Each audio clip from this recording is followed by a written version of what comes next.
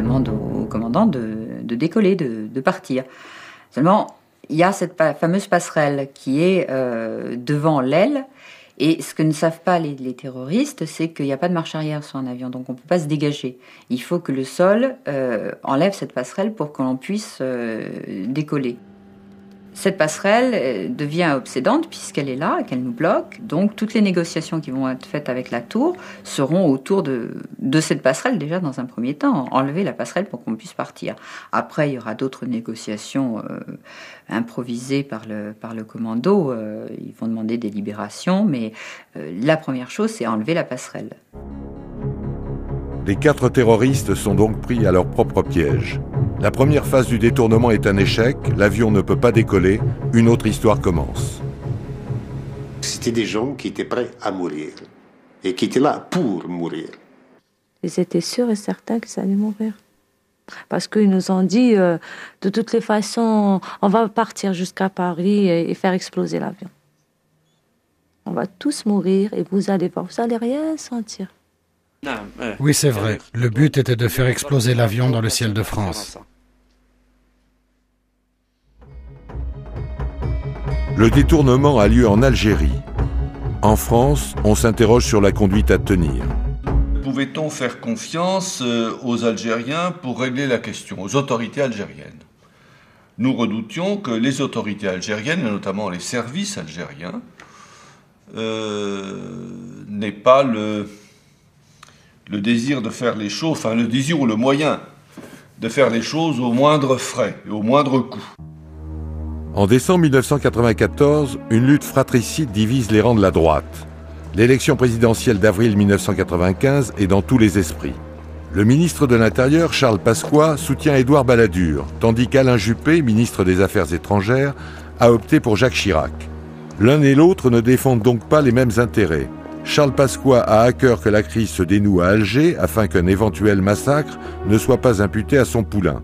Ma conviction, c'est que la seule façon d'éviter une issue tragique, c'était d'obtenir le départ de l'avion et de s'orienter vers un atterrissage en France de façon que nous puissions alors, avec nos propres moyens et nos propres méthodes, traiter l'opération. Je sais bien que ça présentait beaucoup de risques. De risques humains, et puis soyons clairs, de risques politiques. Parce que dès lors que l'avion rentrait en France, c'était aux autorités françaises à régler le problème et à supporter seule la responsabilité d'un échec ou d'un drame éventuel. Le candidat Édouard Balladur redoute donc un bain de sang aux conséquences politiques désastreuses. Chacun a en tête le souvenir du massacre de la grotte d'Ouvéa en Nouvelle-Calédonie en 1988, à la veille de la précédente élection présidentielle. De leur côté, les autorités algériennes, pointilleuses sur tout ce qui touche à leur souveraineté, entendent quant à elles dénouer elles-mêmes cette crise. Un des terroristes, enfin celui qui avait la bosse là, il est venu parler avec le Vietnamien.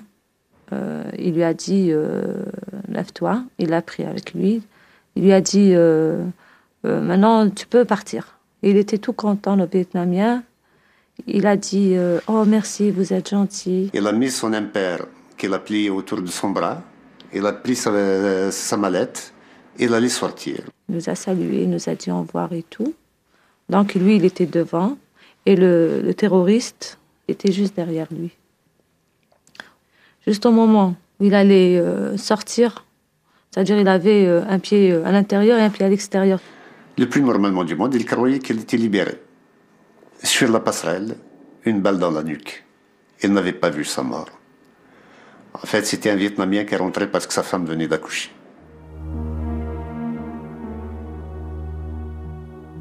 Les relations entre les autorités algériennes et les autorités françaises commencent à se tendre. Les interlocuteurs algériens nous faisaient passer le message selon lequel ils avaient la situation sous contrôle. Et ça prêtait à régler le problème. Et donc il fallait décrypter, d'une part, les messages plutôt rassurants des autorités algériennes et les messages plutôt alarmistes de nos diplomates. Nous sommes en relation avec nos collègues en France pour les rassurer. Il ne faut pas oublier que c'est Noël aujourd'hui pour eux. Il y a un énervement évident et compréhensible. Nous avons tout fait pour les calmer, leur expliquer de la manière la plus vraie la situation que nous vivons nous-mêmes à Alger. À Alger, on sait que l'on va devoir gérer une crise politique majeure. Dans un premier temps, le ministre de l'Intérieur, Abdelmajid Méziane Chérif, qui conduit les négociations depuis la tour de contrôle, obtient au compte-gouttes la libération de plusieurs passagers. En tout, 63 otages sont libérés.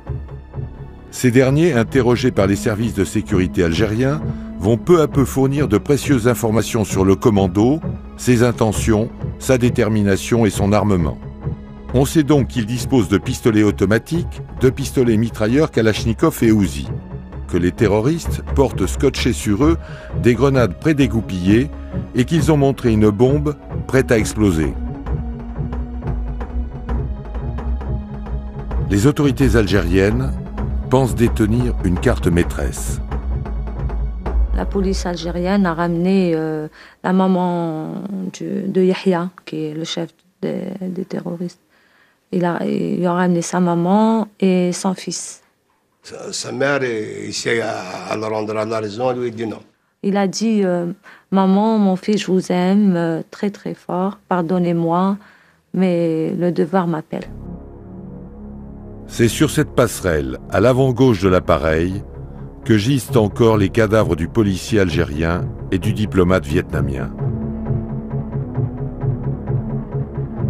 Il y a toujours cet énorme problème, la passerelle, c'est le problème récurrent, elle est là et on peut pas l'enlever. Bon.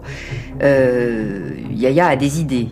Il demande à un jeune, demande s'il a son permis de conduire, il doit y avoir les clés du camion, tu recules le camion et puis on va pouvoir partir.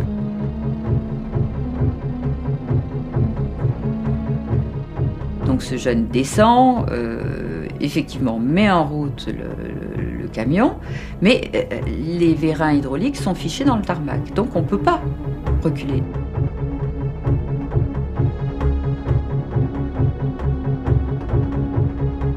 Il remonte dans l'avion dépité et il dit j'ai pas pu, j'ai pas réussi. Il donne les clés à Yahya et puis Yahya lui dit mais écoute, t'as fait tout ton possible, je t'avais promis la liberté, au revoir, tu peux partir. Donc il quitte l'avion.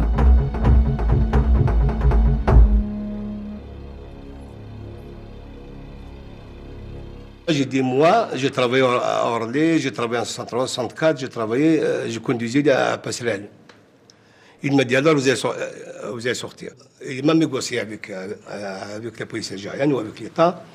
Il a dit c'est M. Bertrand qui va sortir. J'ai dit que je vais revenir.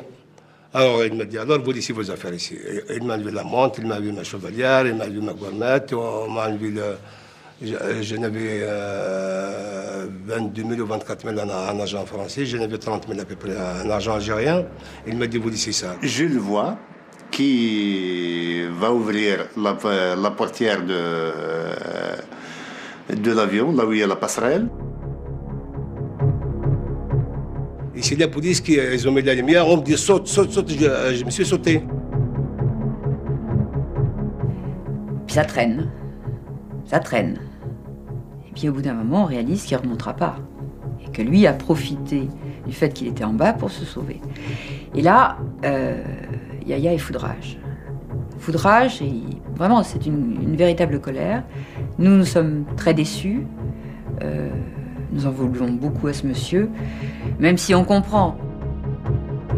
Immédiatement après son évasion, Ahmed Betron est interrogé par les services de renseignement algériens. L'interrogatoire va durer 5 heures. On m'a donné des photos, je les ai fait voir les 4 terroristes qui étaient dans l'emblème de la police. Je dis c'est là. C'est là où est-ce que vraiment qu'ils ont déterminé les terroristes. À Paris, la tension monte encore d'un cran. Le gouvernement décide de précipiter le règlement de la crise.